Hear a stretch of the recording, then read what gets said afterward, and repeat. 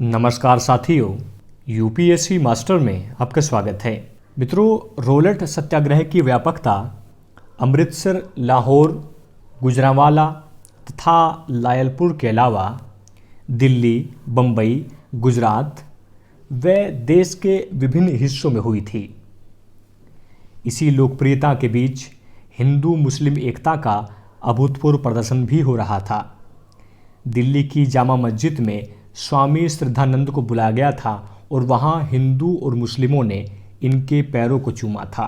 इसी बीच 13 अप्रैल 1919 को ऐसी घटना घटी जिससे भारतीयों का दिल दहल उठा। इसे भारतीय इतिहास में जलियांवाला बाग कांड के नाम से जाना जाता है, जिसकी चर्चा हम इस वीडियो में करेंगे। मित्रों, 30 मार्च से 6 अप्रैल के मध्य रोलट सत्याग्रह की व्यापकता से ब्रिटिश सरकार दहल उठी थी। गांधी जी का दिल्ली और पंजाब में घुसना प्रतिबंधित कर दिया था, पर इसी बीच गांधी जी ने पंजाब जाने का निर्णय लिया, जिसके चलते 9 अप्रैल को गांधी जी को पलवल से गिरफ्तार कर लिया गया। 10 अप्रैल 1919 को अमृतसर में डॉक्टर सत्यपाल व सैफुद्दीन किचलू द्वारा एक अहिंसात्मक जन प्रदर्शन किया जा रहा था, जिस पर भी ब्रिटिश सरकार ने गोलियां चलवा दी।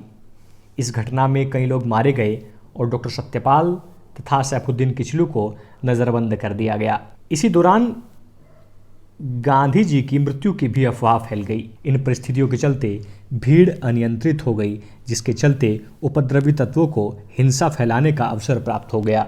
इसी दौरान चमनदीप के नेतृत्व में डंडा फौज अस्तित्व में आ गई, जिसका कहना था कि गांधी बाबा का नारा है कि इकट्ठा हो जाओ, डंडे उठाओ और कुत्तों को मारो। पंजाब में पोस्ट ऑफिस जला दिए गए, तारघरों में तोड़फोड़ की गई, बैंकों को आग लगा दी गई, भारी भरकम लूटपाट हुई।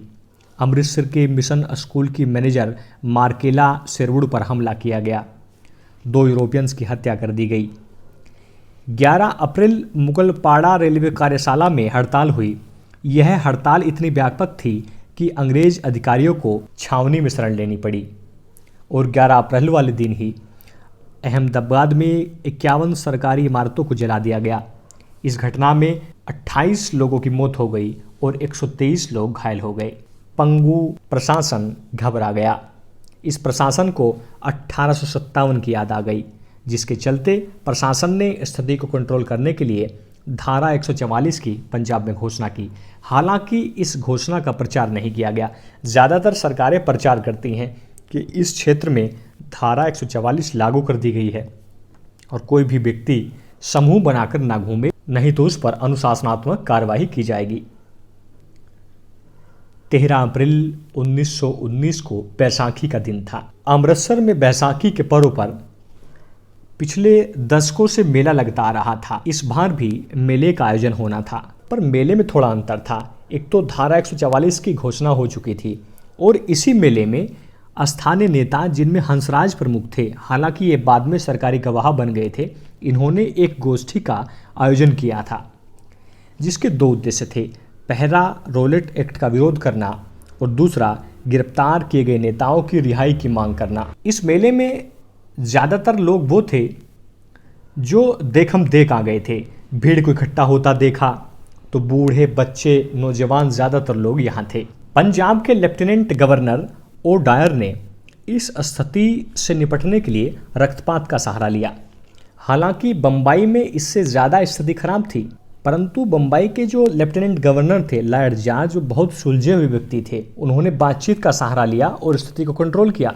इसके विपरीत ओ डायर आक्रामक बना रहा। इसने जनरल आर डायर को आदेश दिया कि वो जाकर स्थिति का जायजा करे और कार्रवाई करे। जलियांवाला बाग, जो केवल कहने को बाग था, उसमें कुछ ही संख्या में बाग मौजूद थे।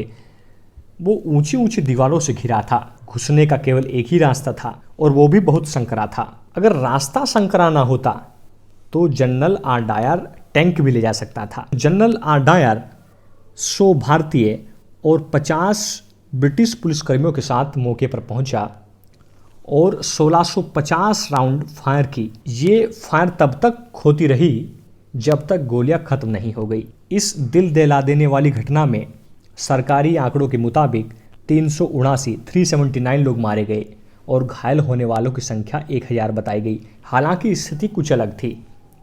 मरने वालों की संख्या लगभग 1000 थी और घायल होने वाले कई हजार थे। भारतीय इतिहास में इस दिल दहला देने वाली घटना को जलियांवाला बाग कांड के नाम से जाना जाता है। इस घटना की राष्ट्रीय और अंतर्राष्ट्रीय स्तर पर आलोचनाएं हुई। विंस्टन चर्चिल ने कहा, जॉन ऑफ आर्क को जला देने के बाद अब होने वाला यह अमानवीय हत्याकांड ब्रिटिश इतिहास में एक धब्बा है। लाला लाजपत राय ने कहा कि 1919 को सुधारों के लिए नहीं अपितु इस हत्याकांड के लिए जाना जाएगा। वेलेंटाइन सिरोल ने कहा कि ये काला दिन है। और बंगाल के जो लेफ्टिनेंट गवर्नर थे CF एंड्रूज, जिन्हें दीनबंधु भी कहा जाता है, उन्होंने कहा कि यह जानबूझकर किया गया कत्लेआम है। इस घटना के विरोध में रविंद्रनाथ टैगोर ने अपनी नाइटहुड की उपाधि को त्याग दिया और कहा कि मैं उपाधियों से रहित होकर अपने देशवासियों के साथ खड़ा होना चाहूँगा। सरोजनी नायडू ने भी केसर हिंद की उपाधि को त्यागा और शंकर नायर ने वायसराय की कार्यकारिणी से इस्तीफा दे दिया। इसके बाद भी जनरल डायर नहीं रुका। इसने अमृतसर की जनता पर नैतिक प्रभाव कायम करने के लिए, उनमें दहशत बैठाने के लिए पंजाब में जंगल राज कायम किया, जिसके चलते नागरिकों पर कोड़े बरसाना और उन्हें गाड़ियों में बांधकर खींचना आम बात हो गई। जिस स्थान पर मार्केला शेरवुड के साथ दुर्घटना हुई थी, वहां आने जाने वाले लोगों को रेंगने की सजा दी गई और प्रेस को पूर्णतः प्रतिबंधित कर दिया गया। कांग्रेस इसकी प्रतिक्रिया केवल जांच के रूप में देख रही थी कि ब्रिटिश सरकार एक जांच आयोग का गठन करे और वो जांच आयोग जो दोषी है उसके खिलाफ कार्रवाई करे। हालांकि बाद में 1920 में कांग्रेस द्वारा जलियांवाला बाग को शहीद स्मारक बनाने के लिए एक प्रस्ताव पारित किया गया। 1923 में पंच प्यारों में से एक हिम्मत सिंह, जिनका यह जलियांवाला बाग था, एक प्राइवेट प्रॉपर्टी थी, उनके परिवार से जगह भी ली गई। स्वतंत्रता के उपरांत बेंजामिन पोल्क, जो एक अमेरिकी थे, उन वास्तुकार के नेतृत्व में कार्य शुरू हुआ, जो पूरा हुआ 1961 में। और इस जलियांवाला बाग को एक शहीद स्मारक के रूप में डेवलप किया गया, जिसका उद्घाटन किया नेहरू और डॉक्टर राजेंद्र प्रसाद, जो उस दौरान राष्ट्रपति थे। 2011 में याद जलिया संग्रहालय का भी यहाँ उद्घाटन किया गया। मुझे आशा है कि जलियांवाला बाग कांड के रिलेटेड आपके कंसेप्ट एंड फैक्ट क्लियर हो गए होंगे। फिर भी यदि आपका कोई डाउट है तो आप कमेंट सेक्शन में ज़रूर लिखिए। उससे पहले आप एक प्रश्न का उत्तर दीजिए, जलियांवाला बाग कांड के विषय में क्या सही नहीं है? ए, यह हत्याकांड 13 अप्रैल 1919 को हुआ।